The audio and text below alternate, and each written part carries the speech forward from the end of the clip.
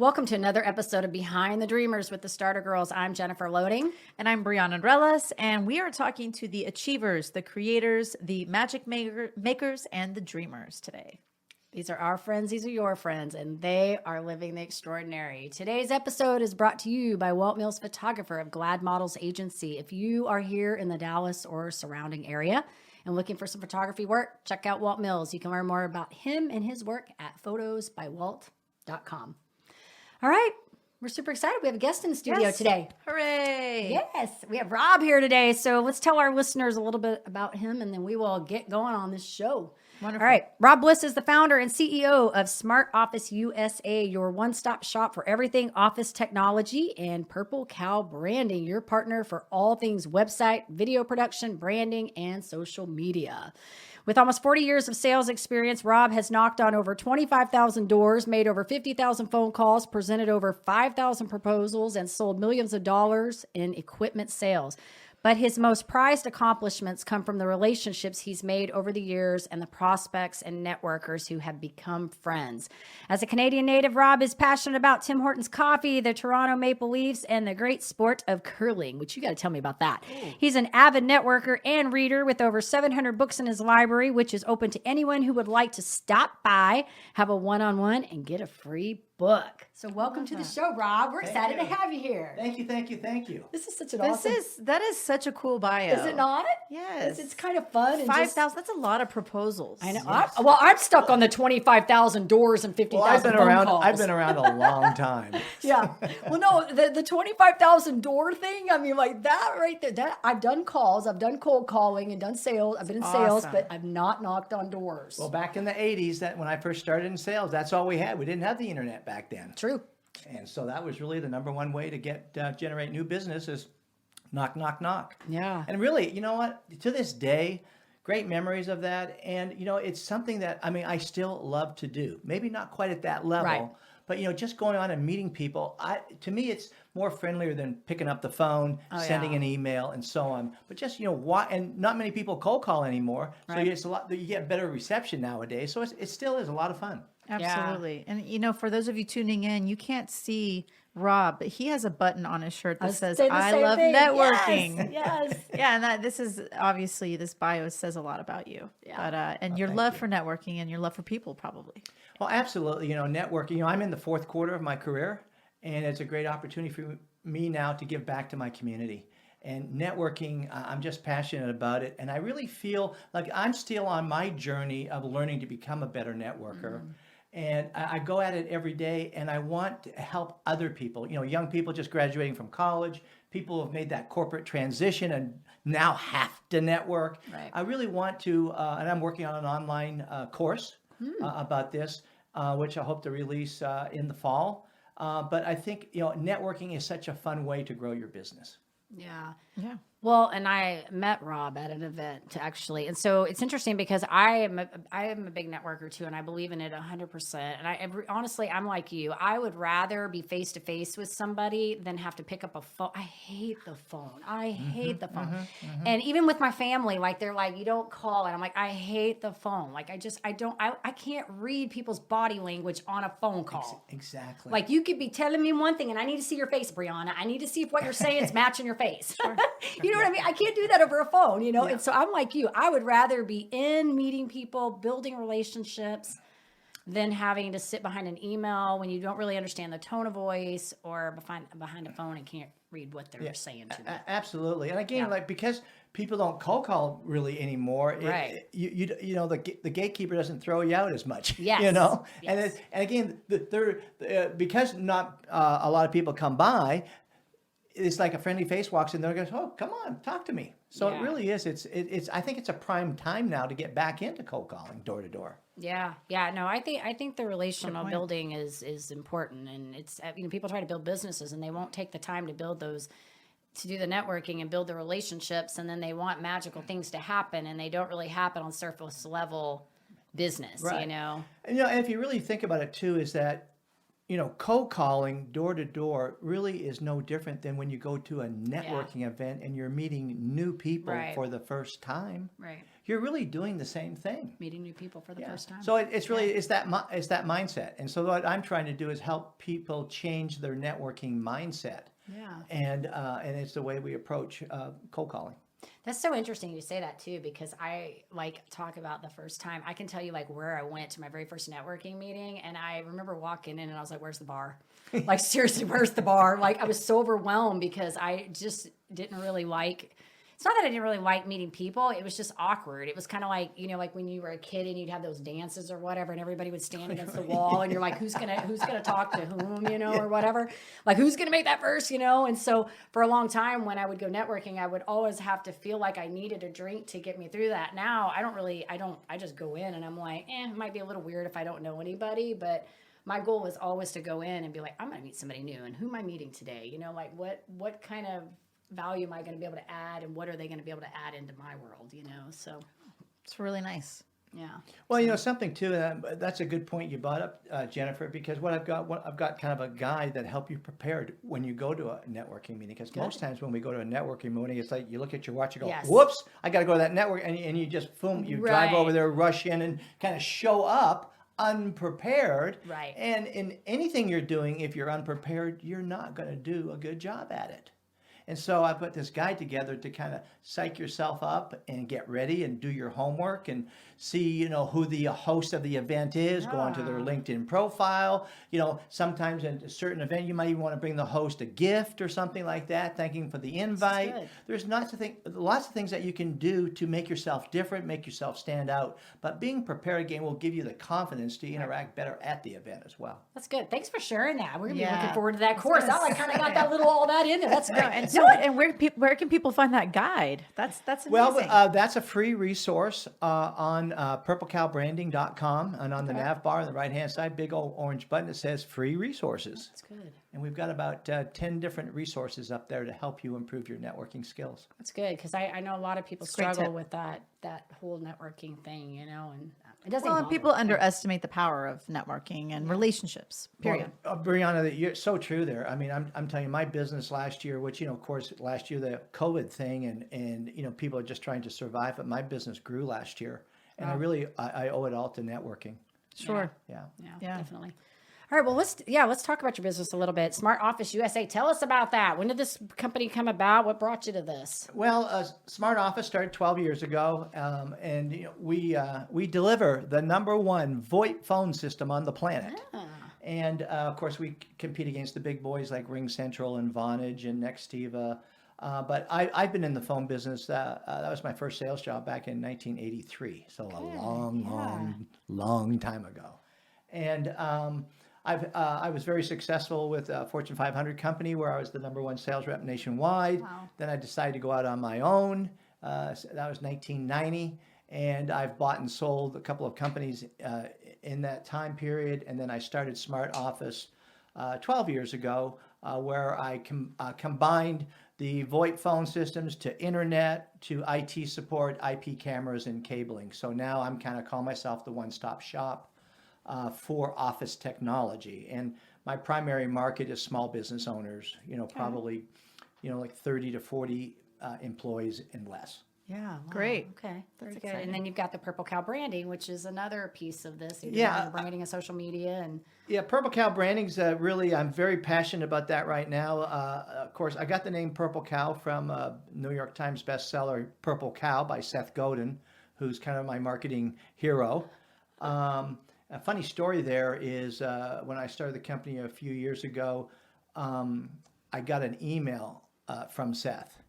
And before I even opened it up, I was thinking, oh my God, these are the lawyers. They're after me. I'm using the name Purple Cow. But it was a congratulations saying, hey, I really like the name of your company. Good luck.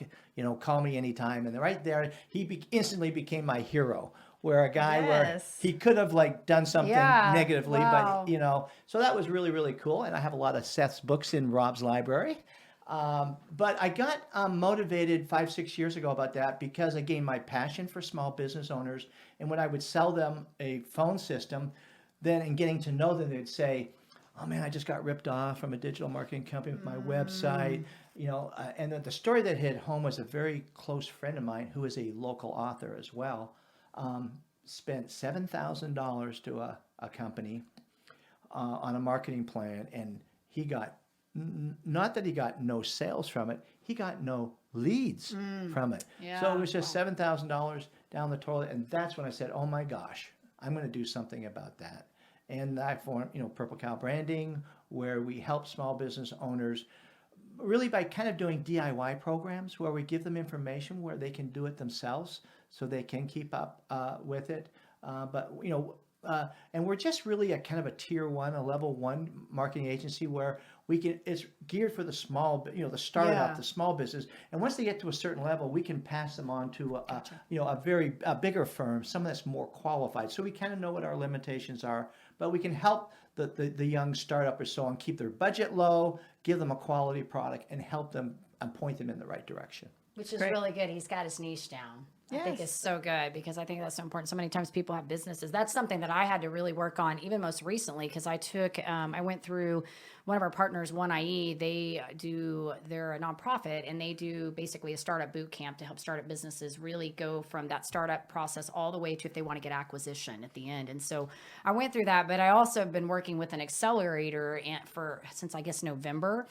And that's been a lot of that we've been talking about is just really getting who is your market? Who are you trying to market to, and stop trying to market to the masses because you can't, when you don't market to the masses, you're just marketing to everybody and you're not getting in on on who you really need to be helping. And so that's one of the things that I, as a business, have been really working on and I finally got there, but who is my key person that I'm trying to work specifically with. So I think that's important. It really is. I read a book a couple of years ago, Superfans, and I can't think of the guys. He's a big podcast guy.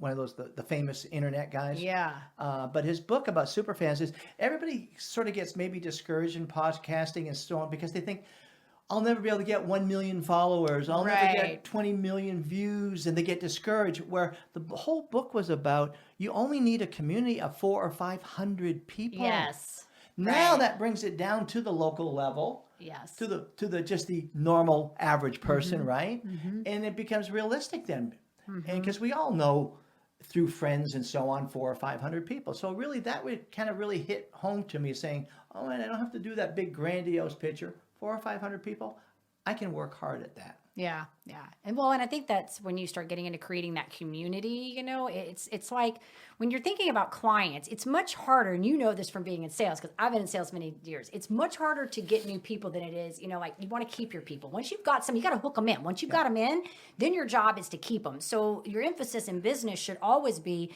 we don't need a large quantity. We want quality. So you get people in and you work to keep those people as clients. Yeah, absolutely. I mean, one of the biggest things that we discuss in our staff meetings is our value-added services, how we can improve them, how we can keep on having new ones. So again, we want to hold on to that valuable client. Yeah, this is good. We got a lot of good stuff in this.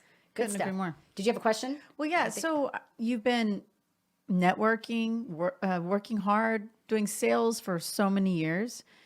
Did you ever get to a point where you were like, oh, this sales stuff is just a lot?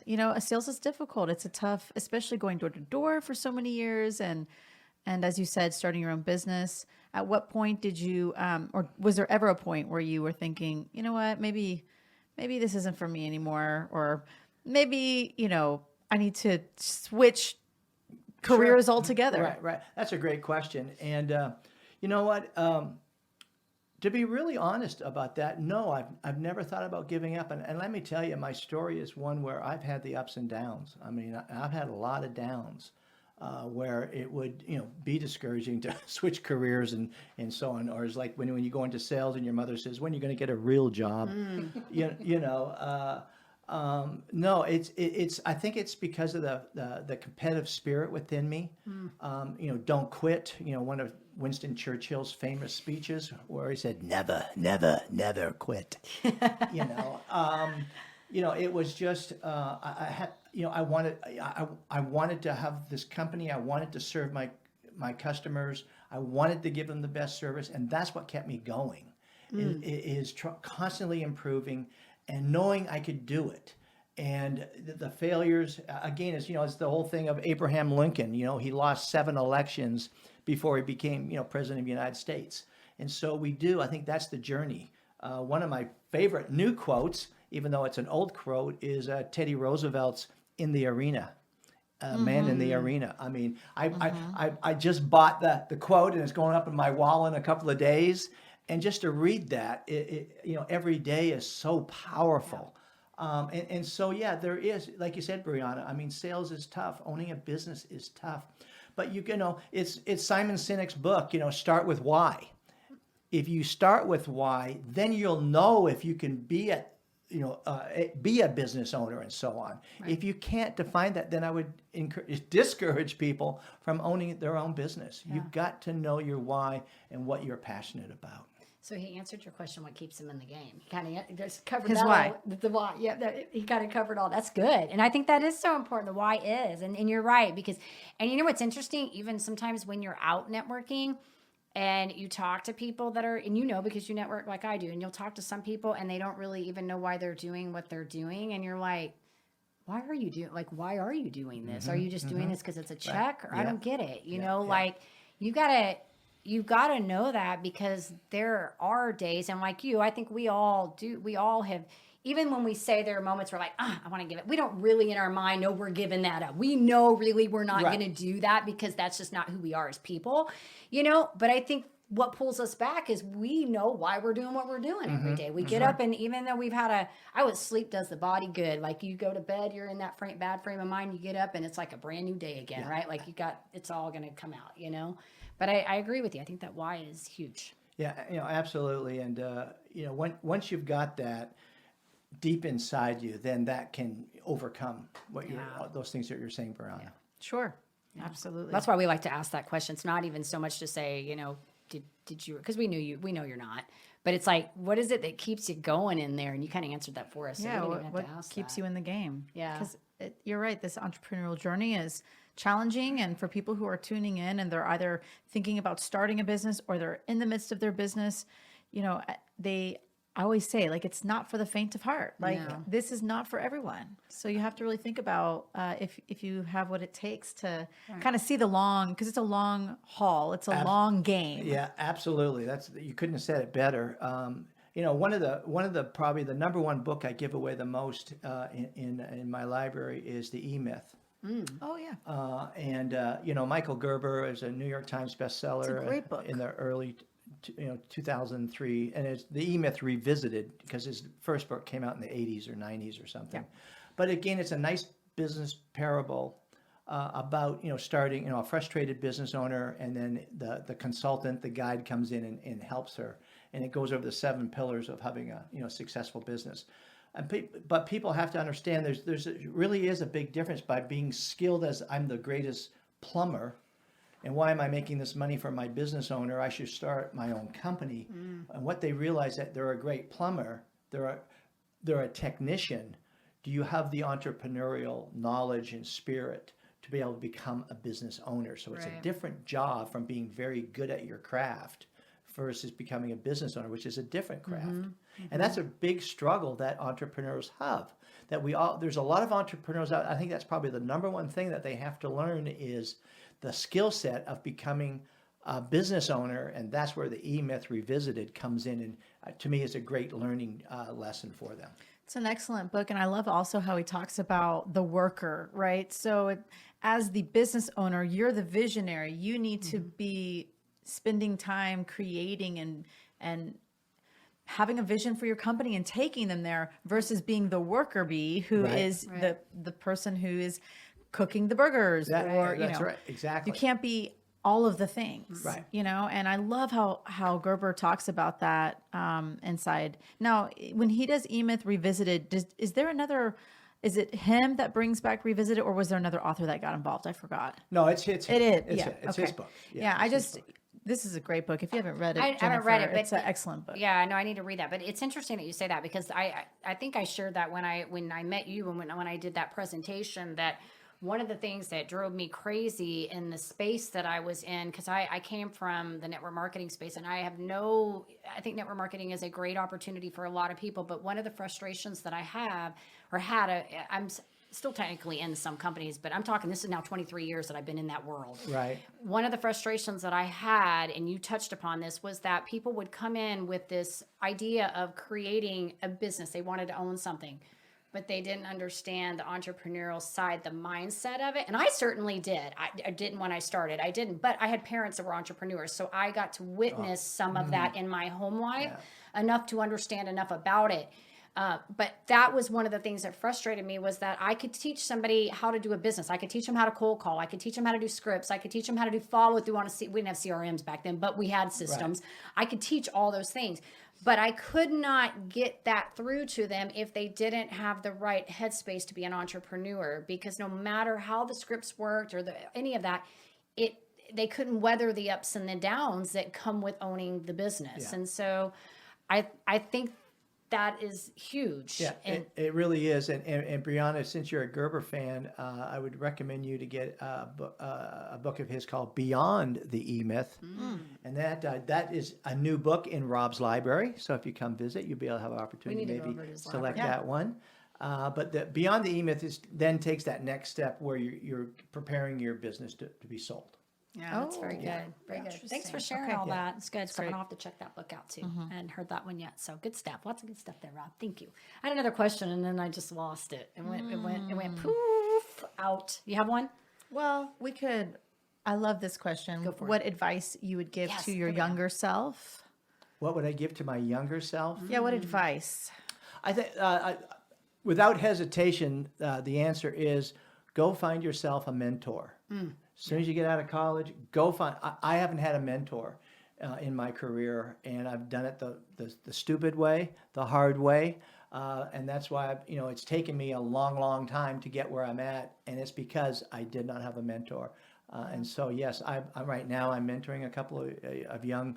I take on interns through my program, and then two of them that left me a year ago, and I'm very proud to say they both got sales jobs at Fortune 500 companies. Wow. And then I'm mentoring them right now and helping them, and that was the whole thing of get a mentor. Yeah. And I think that would apply even, now as somebody starting a business, basically get a mentor. I think that's so important in everything. It's like the guest one of the guests we had on earlier that was talking about not reinventing the wheel. And sometimes we play stubborn. We have to feel like we don't need that help. We are going to go out and we're going to do something. We're just going to change everything up. And then we had this saying in one of the companies that we'd always say, KISS, keep it simple, sister, or something like that. And just keep it simple, basically. Right. You don't need to reinvent everything. Get somebody that knows what they're doing. Find them.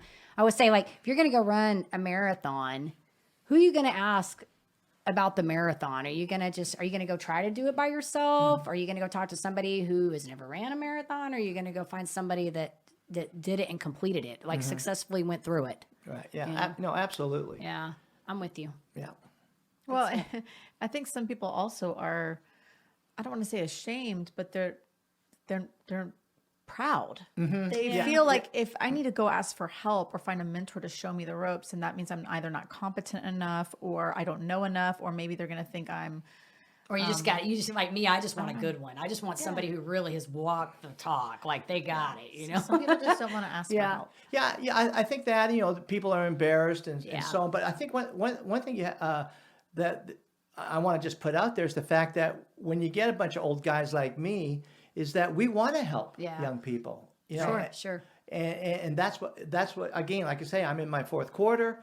I want to give back. I don't want people to go through what I went through. Right, right. I didn't graduate from college, but I graduated from the University of Hard Knocks. Yes. You learn a lot in that, Rob. You can learn a lot. I know. I learned a lot. That's right. It takes you too long, Jennifer. It just takes you too long to do that. So yes, get a mentor. Yeah. Well, the thing is, everybody has to learn on. I'm stubborn, so I can appreciate that because I think everybody has to learn on their time because people are not ready to receive until they're ready to receive, right? Like, Yes. I've had mentors like my entire career, and there have been some that have come into my world that I've just been like, it's gone in one ear and out the other, and then another one's coming, and I've been at that moment, I was ready to receive, and it was like it landed at the right. Yeah, well, it's like that. What's that famous quote where they say, when the student is ready, the teacher will appear. Yes, Or yes. something like that. Right. I think it's so true. I think that's our human nature, is that we just, it's up to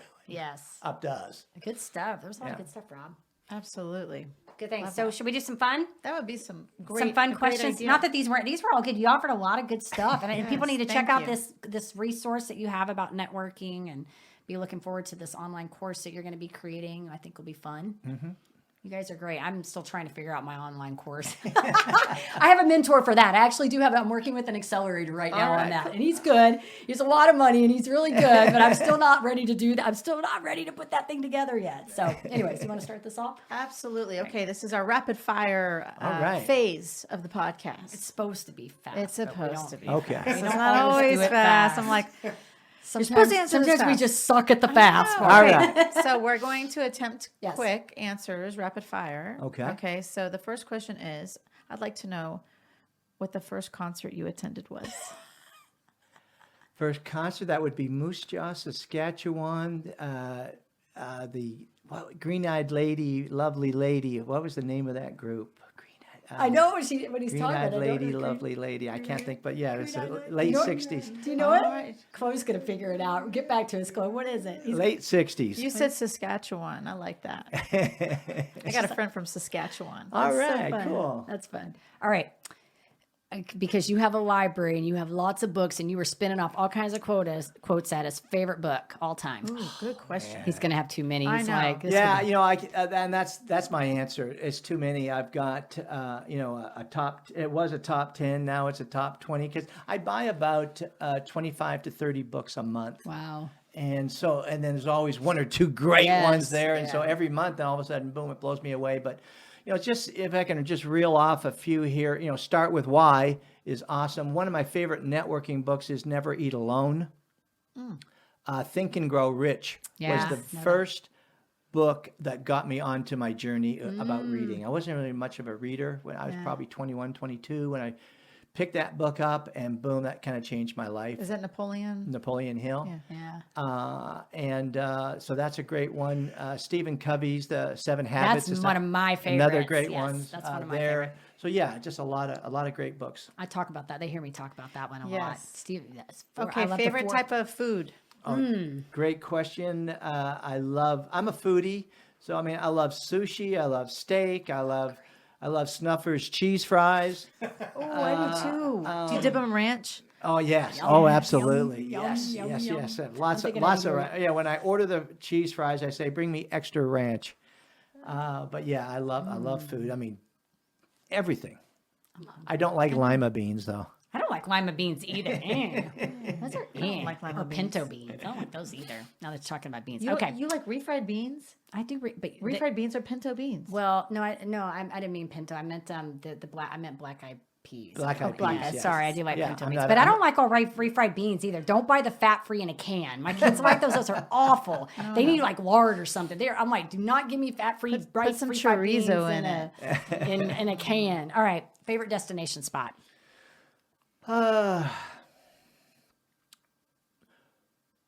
Probably, we go to Canada just about every summer, but we haven't for 2 years because of COVID. But we go north of Toronto, where there's all these cute little cottages, and I call Hallmark towns. I'm a big Hallmark fan, where I've watched like over 300 Hallmark Christmas movies. You are good, Rob. That is And good. we celebrate in our office. When Hallmark does the Christmas in July, we have our whole office decorated for Christmas the whole fun. month. So yeah, so we did it this year last year for the first time. So this year we're going to kind of promote it to our networkers Yeah. and have Christmas parties. And I bake my famous shortbread cookies, and yeah, we have a fun time. We need to go to his. I'm coming. Yeah, we invite us when this is happening. I love to bake at the holidays. Yes, It's perfect. Yes. Yeah, and she can show up with her little Christmas hat and everything. Yeah, that's right. We wear our ugly sweaters and everything. See? Yeah, Oh, good. that's That'd so be fun. funny. And we play Hallmark movies, Christmas movies. I'm going to do the final question. And this is a question we haven't asked in a while, so I'm kind of excited to ask it. If you could be any superhero or character for the day, which one would you be? Ooh. This is a good one for him. That's a tough one. Superhero, since I don't watch all that Or stuff. character, Or character. like animated character. Okay, animated character. Wow. Well, I guess I think I'm going to go with Superman because Clark Kent was kind of a conservative kind of guy as a real person, and that's kind of the way I am. But he loved to help people, and that's kind of my passion is helping That's people. good. We've not asked that one in a long time. know. You're a good play for that one. Well done. We don't ask that one to everybody because sometimes it's like we start. That was just a good. That was a good one today. Thanks. Yes. Thank you. Thank you. Awesome. Awesome. All right, Rob. You've been fun. This has been super fun. I'm excited. Yes. Thanks for coming into studio today. So, if our listeners want to learn a little bit more about Smart Office and Purple Cow branding, where do we want to send them?